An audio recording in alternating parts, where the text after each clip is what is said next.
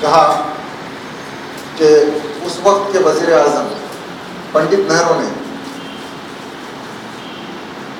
جو نعرہ دیا تھا وہ تھا سیکولرزم کا، اور ہمارے کانسٹیٹیوشن کی جو بنیاد رکھی گئی ہے وہ بھی سیکولرزم کی ہے۔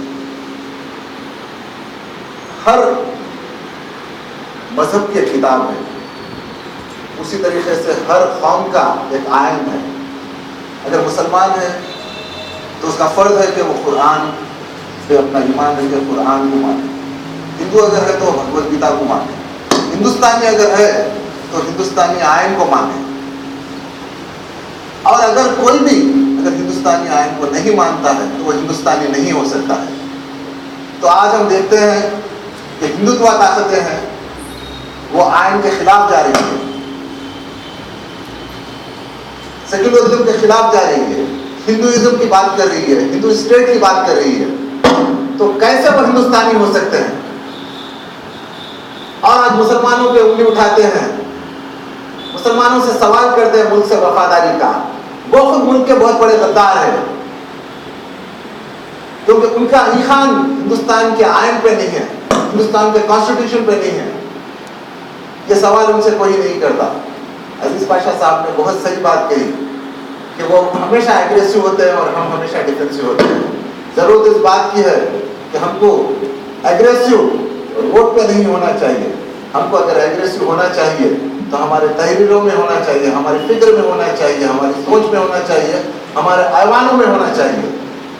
ہم چوراہوں پہ چاہے کتنے بھی بڑے جلسے کر لیں، ہوتا یہ ہے کہ اخباروں میں 2-3 دن تک بہت اچھی رپورٹنگ ہوتی ہے، اس کے بعد ٹی وی چینلز میں اس کو اچھی طریقے سے بتایا جاتا ہے، پھر تیسرے دن کے بعد ہمارے جوان خانوں میں اس کے بارے میں بہت اچھی بحث چلتی ہے، چرچا ہوتی ہے، ہم بہت خوش ہو جاتے ہیں، مگر اس سے کچھ ہونے والا نہیں ہے۔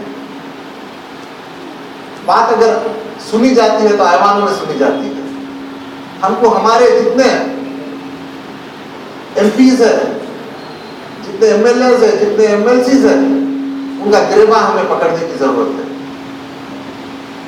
وہ جواب دہ ہیں ہمیں کہ ان کا کیا پرفارمنس ہوتا ہے۔ جیسا کہ ابھی ہم نے دیکھا ہے کہ ملائم سنگھ، جو خود اپنے آپ کو ملا ملائم سنگھ کہتے تھے، وہاں پہ انہوں نے جب سیکولرزم کی بات کی، سیکولرزم کی دہائی دے کے انہوں نے ووٹ حاصل کیے، اس کے بعد 63 ایم ایل اے وہاں سے جیتے، مسلمان ایم ایل اے سے، جس میں سے بیشتر کی زیادہ تعداد سماجوادی سے تھی۔ مگر ہوئے کیا؟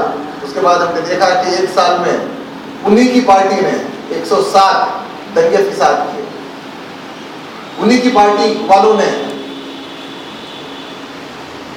وہاں کے ڈی ایس پی اعجاز الحق کا قتل کیا، انہی کی پارٹی نے خالد مجاہد کے ساتھ کیا کیا، ہم سب واقف ہیں، اس کو ہم بھول نہیں سکتے، اس کو فراموش نہیں کر سکتے۔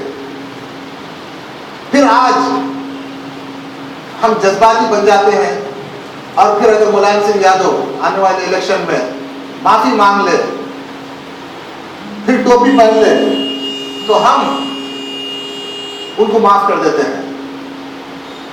میرا یہ سوال اتر پردیش کے مسلمانوں سے رہا ہے کہ 2009 میں ملائم سنگھ یادو نے کلیان سنگھ کے ساتھ مل کے الیکشن لڑا، کیا ملائم سنگھ یادو کو اس وقت یہ یاد نہیں آیا کہ کلیان سنگھ بابری مسجد کی شہادت کے ذمہ دار تھے؟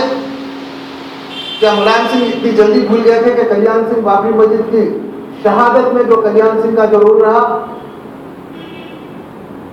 یہ کس کو بیوقوف بنا رہے ہیں، اور مسلمان کب تک بیوقوف بنتے رہیں گے؟ یہ میں سمجھتا ہوں کہ ہم ذمہ دار ہیں، وہ ذمہ دار نہیں ہے۔ ہماری لیڈرشپ ذمہ دار ہے۔ ہماری لیڈرشپ بک جاتی ہے الیکشن کے وقت پہ، سودا کر لیتی ہے۔ سب میں پہلے اگر ضرورت اس بات کی ہے تو ہماری لیڈرشپ میں کردار بلند ہونا چاہیے۔ جب ہم میں کردار پیدا ہوگا تو ہم سے ہر وہ پارٹی ڈرے گی، ہر وہ پارٹی گھبرائے گی۔ جہاں تک گرفتاریوں کا تعلق ہے، ہم اچھی طریقے سے جانتے ہیں کہ مالیگاؤں سے لے کے گودرا سے لے کے سمجھوتا ایکسپریس سے لے کے اجمیر شریف سے لے کے مکہ مسجد تک جتنے بھی فسادات ہوئے ہیں سب میں پہلے مسلمانوں کو اس کے لیے ذمہ دار کھڑا کیا گیا. پھر اس کے بعد آہستہ آہستہ جب اصلیت سامنے آئی, جب سچائی سامنے آئی, تو پتا چلا ہمیں کہ اس میں ہندوتوا طاقتیں تھے. مگر اس کے بعد ہوا کیا؟ مسلمان جو لڑکوں کو جیلوں میں بند کر کے رکھا گیا تھا, آندھر پردیش میں ان کو رہا کیا گیا, ان کو کیریکٹر سرٹیفکیٹ دیا گیا, ان کو کمپنسیشن دیا گیا. مگر آپ کیا سمجھتے ہیں کہ وہ جیلوں کی جو صحبت ہے انہوں نے کاٹی ہے؟ جو کمپنسیشن دیا گیا ہے, جو کیریکٹر سرٹیفکیٹ دیا گیا ہے, کیا وہ اس چیز کی پاسپائی کر سکتا ہے؟ ان کے جو 5 سال انہوں نے جو جیلوں میں کاٹے ہیں, کیا انہیں وہ واپس دے سکتے ہیں؟ آپ کتنے بھی کیریکٹر سرٹیفکیٹ دیتے, اس سے کچھ فائدہ ہونے والا نہیں. آج ہمارے بیوروکریسی میں اگر ہم دیکھتے ہیں 90% بیوروکریسی میں فرقہ پرست ذہنیت رکھنے والی شخصیتیں بیٹھی ہیں. جب انڈیا سرکار بنی اس وقت بہت ہی منصوبہ بند طریقے سے انڈیا نے بیوروکریسی میں چن چن کے فرقہ پرست عہدیداروں کو انتخاب کیا, اور آج وہی فرقہ پرست عہدیدار ہے جو جب موقع ملتا ہے ان کو معصوم لڑکوں کو گرفتار کر لیتے ہیں صرف شک کی بنا پہ, اور کوشش اس بات کی نہیں کی جاتی کہ گرفتار کرنے سے پہلے تحقیقات کی ہے. جو نچلے سطح کے آفیسرز ہوتے ہیں وہ رپورٹ دے دیتے ہیں اور وہ کہتے ہیں کہ صاحب یہ ہم کو دلیل ملی ہے, یہ ہم کو یہاں سے مٹیریل درآمد ہوا ہے. صاحب ہم دیکھتے ہیں کہ اگر آپ ایئرپورٹ پہ چلے جائیں, اردو کی اگر کوئی کتاب آپ ساتھ میں لیں تو آپ کو دہشت گرد کے نام پہ روک دیا جاتا ہے ایئرپورٹ پہ. تو یہ ایک قصہ بھی حال ہی میں بامبے میں ہوا. تو اس کے بعد میں نے ہمارے سول ایویشن کے منسٹر سے نمائندگی کی. میں نے کہا کہ ہر ایئرپورٹ پہ آپ اردو دان کا تقرر کیجیے. اس لیے تقرر کیجیے کہ ان کو پتہ ہونا چاہیے کہ جو اردو کی کتاب ہے, ہر اردو کی کتاب میں دہشت گردی کا مٹیریل نہیں ہوتا. تو یہ بیسک چھوٹے چھوٹے چیزیں ہیں جو سمجھے ہم کو سمجھنا چاہیے. اور رہا میں گرفتاریوں کی طرف آتا ہوں کیونکہ وقت بہت ہو چکا ہے. پھر ہمارے صدر صاحب کا بھی خطاب ان تمام قوم کے لیڈران سے اپیل ہے, گزارش ہے کہ وہ قوم کی انٹرسٹ کی خاطر, ملت کے انٹرسٹ کی خاطر ایک پلیٹ فارم پہ آئے. اور میری مولانا سے گزارش ہے کہ مولانا اپنا اثر و رسوخ استعمال کرتے ہوئے سب کو ایک پلیٹ فارم پہ جمع کرے اور سرزمین حیدرآباد سے مسلمانوں کی ایک آواز اٹھے جو سارے ہندوستان میں گونجے. ہم دیکھتے ہیں کہ انا ہزارے جب 10,000 آدمی کو دلی میں جمع کرتا ہے تو حکومت کو گھٹنوں پہ لے کے آ جاتا ہے. تو کیا مسلمانوں میں وہ طاقت نہیں ہے کہ ہمیں ایسی کوئی ڈیمانڈ ہم نہیں اٹھائیں گے جو مسلمانوں کے سچر کمیٹی کے تعلق سے, کیونکہ وہ تو چل ہی رہے ہیں. ہمیں جو اب چاہیے وہ چاہیے ہمیں انصاف. اور ہمارے نوجوانوں کے ساتھ ہم دیکھتے آئے ہیں کہ جتنے گرفتاریاں ہو رہی ہیں ان کی پروفائلنگ چینج ہو چکی ہے. پہلے مدرسوں کو ٹارگیٹ بنایا جاتا تھا, آج ہم دیکھ رہے ہیں ہمارے سافٹ ویئر انجینئرس کو ٹارگیٹ بنایا جا رہا ہے. اس کی ایک بہت بڑی سازش نظر آتی ہے, کیونکہ جب کبھی بھی مسلمان ایک طاقت بن کے ابھرتے ہیں, जब कभी भी मुसलमान एक इकोनॉमिक ताकत बन रहे थे तो उन पर हमला किया जा रहा था, कोशिश की जा रही थी कि उनको किसी तरीके से दबाए। अब हम देख रहे हैं कि मुसलमानों में, खासतौर पर साउथ इंडिया में मुसलमान तालीमी मैदान में बहुत आगे है। तो यहाँ पे सॉफ्टवेयर इंजीनियर्स पे, साइंटिस्ट क्यों, ऐसे ऐसे लोग, हमारे नौजवान बच्चों को चुना जा रहा है, उनको गिरफ्तार किया जा रहा है और उनमें एक दहशत गर्दी के नाम पे खौफ पैदा किया जा रहा है। तो ये काबिल मजम्मत है और एक तहरीक शुरू हो चुकी है इंशाअल्लाह ताला।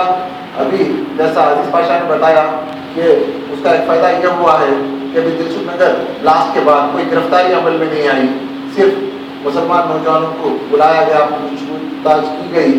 और इसमें ख़ास तौर पे मैं जनाब दिग्विजय सिंह साहब का जिक्र करना चाहूँगा कि जब से यहाँ पे दिलसुख नगर का ब्लास्ट हुआ, मुसलसिल वो रब्त में रहे यहाँ के चीफ मिनिस्टर से भी, और उन्होंने देखा कि मुसलमानों के साथ, मुसलमानों को, मुसलमान नौजवानों को मुकम्मल इंसाफ मिले और उनके साथ कोई भी किसी भी किस्म कोई गैर जानिबदाराना सलूक ना हो।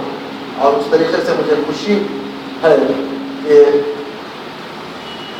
मक्का मस्जिद में जिस तरीके से मुसलमानों को अंधाधुंध तरीके से गिरफ्तार किया गया था, दिलसुख नगर के बाद उस तरीके की अंधाधुंध गिरफ्तारियाँ अमल में नहीं आई। और हमें पुरुम्मीद रहना चाहिए और सेकुलरिज्म पे हमें पूरा ईमान है। और इस मुल्क में अगर सेकुलर है तो वो मुसलमान है। मुसलमान जिस पार्टी के साथ रहता है वो पार्टी सेकुलर बन जाती है। आज कांग्रेस पार्टी अगर सेकुलर कहलाती है तो सेकुलर इसलिए कहलाती है कि मुसलमान कांग्रेस पार्टी के साथ है। मुसलमान जिस तरफ चलता है सेकुलरिज्म को अपने साथ लेके चलता है। हमें ये नहीं भूलना चाहिए कि हमारी जो ताकत है, अगर हम उसका जमहूरी तौर पे मुजाहरा करते आए, जिस तरीके से आज़ादी से लेकर आज तक हम करते आ रहे हैं, तो हम बहुत जल्द हिंदुस्तान की सियासत में एक बहुत बड़ी ताकत बन के उभरने वाले हैं। आज हर पार्टी को मुसलमानों की जरूरत है। हर पार्टी अगर देखती है तो मुसलमानों की तरफ देखती है। हर पार्टी मुसलमानों को अपना वोट बैंक तस्वुर करती है। तो ये भी हमारे लीडरशिप पर मुनहसर है कि वो पार्टी के लीडरान का जो जहनी कैफियत है उसको तब्दील करे और उनको समझाए कि मुसलमान एक वोट बैंक नहीं है, बल्कि मुसलमान एक स्टेक होल्डर है। मुसलमान हिंदुस्तान में हिस्सेदार है। मुसलमान किसी का रहमो करम पे नहीं जीता, यहाँ पे किसी का रहमो करम नहीं चाहिए।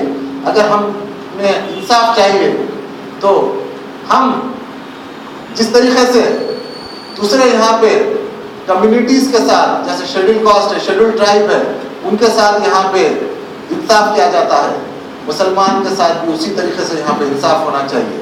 और उसके लिए ज़रूरत इस बात की है कि हमको एक मुत्तहदा आवाज़ बन के उठना चाहिए। और जब हम मुत्तहदा आवाज़ बन के उठेंगे तो हमें इंसाफ भी मिलेगा, हम और एक सियासी ताकत बन के उभरेंगे। शुक्रिया, खुदा हाफ़िज़।